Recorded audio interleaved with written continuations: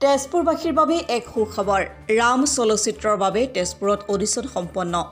তেজপুৰৰ যুৱ চিত্ৰশিল্পী জোনাক পল ইনিচিয়েটিভৰ উদ্যোগত আয়োজিত অডিশ্যনত 50 জন বহু প্ৰতিভাৱান যুৱক যুৱতীয়ে অংশগ্ৰহণ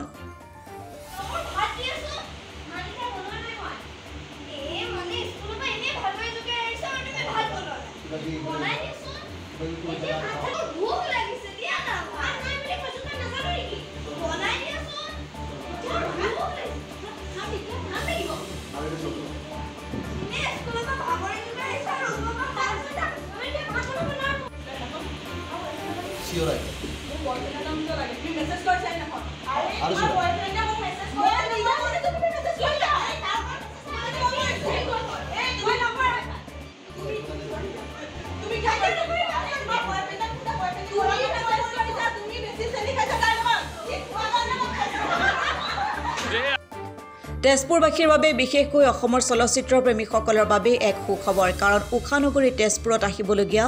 এখন নৱনিৰ্মিত একশ্যন চলচ্চিত্ৰ ৰামৰ বাবে ইতিমধ্যে অডিশ্যন সম্পন্ন হ'ল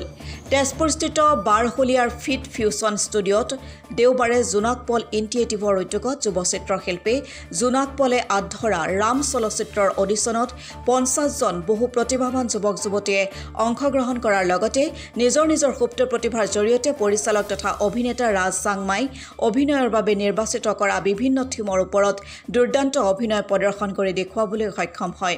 অনুষ্ঠানৰ শেষত জোনাক পল ইনিচিয়েটিভৰ ফালৰ পৰা ৰাম চলচ্চিত্ৰৰ পৰিচালক তথা অভিনেতা ৰাজ চাংমাই অডিশ্যনত অংশগ্ৰহণ কৰা প্ৰত্যেকজন প্ৰতিভাৱান যুৱক যুৱতীক একোখনকৈ অভিনন্দন পত্ৰ প্ৰদান কৰি উৎসাহ প্ৰেৰণা দিয়াৰ লগতে আন্তৰিক শুভেচ্ছা জ্ঞাপন কৰে ভাল লাগিছে আৰু মই দেখা পাইছোঁ নতুন ল'ৰা ছোৱালী আহিছে আজি অডিশ্যন দিবৰ কাৰণে আমাৰ মুভিখনৰ কাৰণে যিখনৰ নাম হ'ল ৰাম আৰু এখন একশ্যন মুভি হয় য'ত আমাৰ বিভিন্ন জেগাৰ পৰা আমি ল'ৰা ছোৱালী চিলেকশ্যন কৰি আছোঁ ঘৰৰ অসমৰ পৰা আৰু এই ফিল্মখন আমি অহা মাহ আগষ্টৰ পৰা আমি শ্বুটিং ষ্টাৰ্ট কৰি আছোঁ গুৱাহাটীতে হ'ব শ্বুটিং আৰু তাৰে কাৰণে আমি অলৰেডি মানে যিখিনি আমাৰ প্ৰি প্ৰডাকশ্যন কাম অডিশ্যনছ আমি অলৰেডি কৰি আছোঁ আপুনি দেখাই পাই আছে আৰু মই তেজপুৰৰ বাকী ৰাইজক ধন্যবাদ দিব বিচাৰিছোঁ জ্ঞাপন কৰিব বিচাৰিছোঁ যে চবে আহিছে আমাৰ ফিল্মখনত ছাপোৰ্ট কৰিবৰ কাৰণে আৰু সেইটো আৰু ক'ব বিচাৰিছোঁ ধন্যবাদ ঠিক আছে